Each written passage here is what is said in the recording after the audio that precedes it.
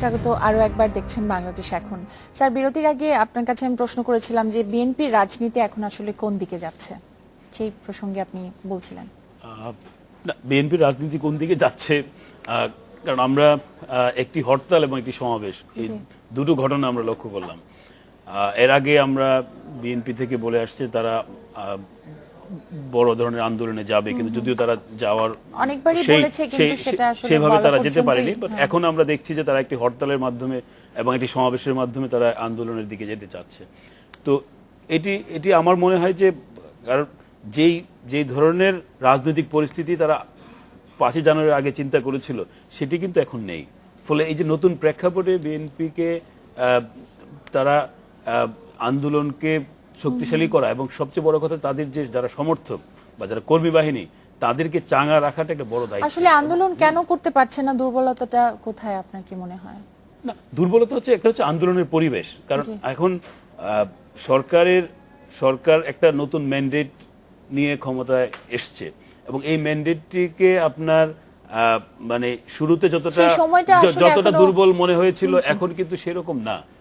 এই যে আন্দোলনের জন্য যেই ধরনের পরিবেশ তৈরি করা এবং আন্দোলনের যে ধরনের স্যাক্রিফাইস করা দরকার, সেই স্যাক্রিফাইস করা কিন্তু আমি মনে করি যে এই তাদের মধ্যে মানে বিএনপির মধ্যে সেটার ইন্ডিকেশন আমরা অতটা। জি স্যার, আপনার কাছে আমার যেটা প্রশ্ন যে বিভিন্ন পর্যায় থেকে একটা অভিযোগ আমরা শুনে থাকি যে বিএনপির মধ্যে বিএনপির বিভিন্ন পর্যায়ে নেতৃত্বের একটা সংকট আছে, সেই কারণেই কি আসলে আন্দোলন বা সরকার বিরোধী আন্দোলন জমাতে পারছে না বিএনপি? আসলে ওই যে যেটা বলা হয় যে নেতৃত্বের দুর্বলতা বিভিন্ন পর্যায়ে ইত্যাদি আর কি, এই দুর্বলতাটা একেবারে যে অনস্বীকার্য তা নয়, কিন্তু দুর্বল হলো কেন এই নেতৃত্ব, বিশেষ করে শীর্ষ পর্যায়ে উপরের দিকে যারা আছেন তারা এরকম করে হঠাৎ করে এরকম মিয়ে গেলেন কেন?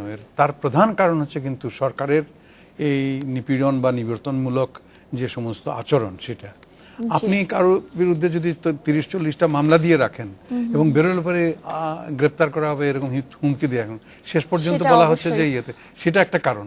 আবার সেই কারণেই কিন্তু এটা স্নোবল এফেক্ট বলে একটা কথা আছে, নিম্ন পর্যায়েও আর কি সাংগঠনিক দিক থেকে কোনো সেরকম কোনো অবস্থান আমরা দেখতে পাচ্ছি না।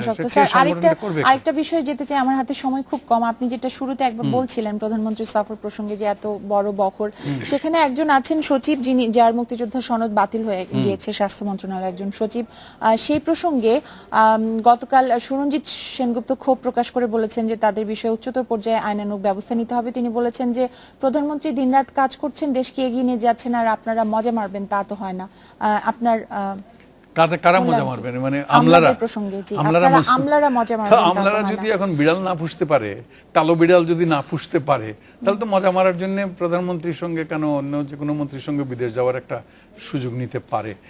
এটা আর যাই হোক, সুরঞ্জিত বাবুকে আমি যদি প্রশ্ন করি যে প্রধানমন্ত্রী এত কষ্ট করছেন, এত খাটনি করতেছেন, এত দৌড়ঝাঁপ করতেছেন, আর আপনারা বসে বসে খালি বিড়াল পুষবেন, তাও তো হয় না।